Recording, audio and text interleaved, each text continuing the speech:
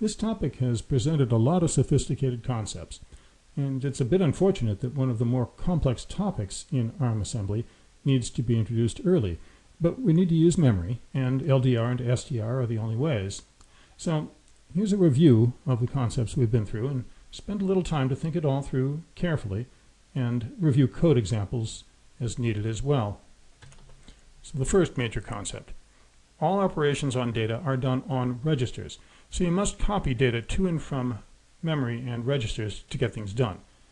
The LDR and STR instructions do this.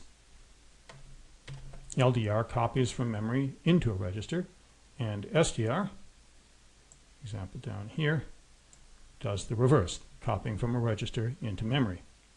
Both instructions copy between a register and a memory location, not, for instance, between two memory locations or between two registers. For copying between registers, simply use a move. Every byte in memory has a unique 32-bit address, starting from 0. This is an entirely different number from its contents. The address tells where the data is, the contents tell what the data is. Only instructions and data directives, for instance, .word or .ascii, only these occupy space and have address locations. Also, .align directives may occupy space if they need to add padding bytes to get the next data into 4-byte alignment. All other assembly directives do not add to memory content, neither do labels. Labels in the assembly code represent memory addresses. Each label stands for the address at which it's declared. Getting data to and from memory requires specifying the address of the data, but there isn't enough room in an LDR or an STR instruction for both the 32-bit address and the opcode and target register and so forth, so LDR and STR always rely on an address register, like the example here, a register that holds an address in memory. This is different from the target register, where the data is being loaded into or stored from. The address register appears in brackets in the LDR and STR instruction.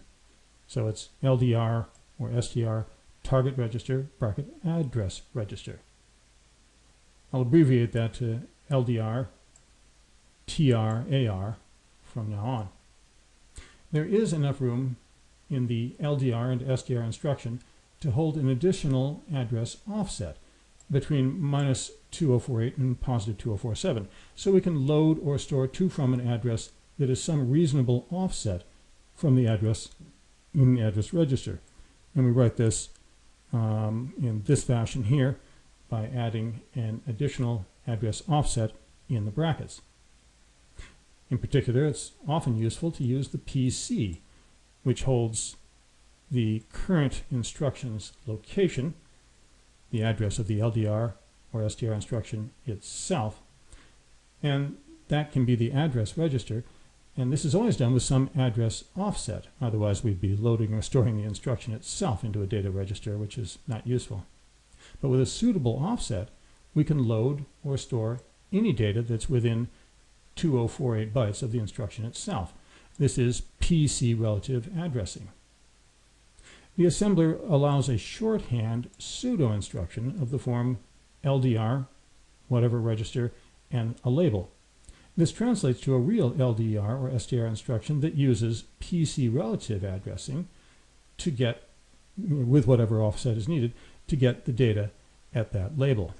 So it would be PC relative in this case to val B.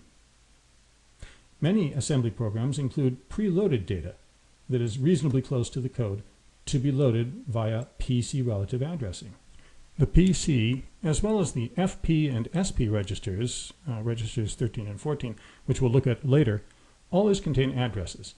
Most, but not all, LDR and STR instruction use those registers as address registers. Getting an address into any other register, so we can use it as an address register, takes some doing. The only way to do this is to put the desired address itself in memory at a PC relative location, so we can load the address into a register using the desired label to represent the address in a .word directive, like the LdrStr loc that we did in line 20. Or we can get the assembler to do this legwork for us automatically, as we did down on line 30 here.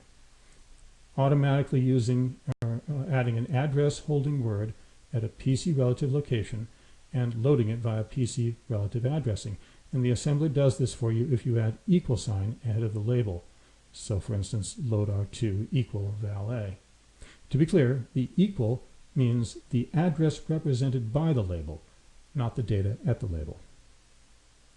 Code goes into a text or code memory segment, and it's declared via .text. This segment is marked read-only by the MMU. This prevents accidental modification of the code and also allows different programs to share the same code without interference, as we'll see when we talk about this a little more later. Data that is near enough to be reached by PC relative addressing is also in the read-only text segment, and thus can be read and used, but not modified. Can't write to it with str. We may declare a read-write data segment.